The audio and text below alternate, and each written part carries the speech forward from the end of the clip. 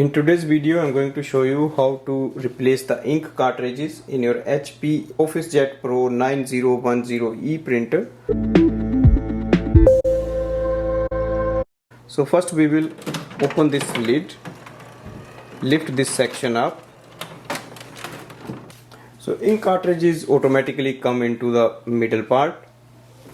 Now press it in and then it comes out. So it's very easy. Press inside, it comes out. Just do it for all ink cartridges. Now take your new ink cartridge, remove it from the packaging. Now make sure this section comes to the front. Slide it in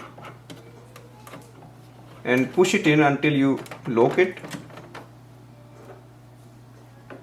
Next,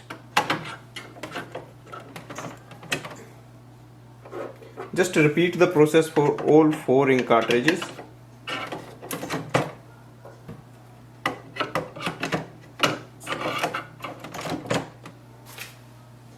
So we have installed it properly.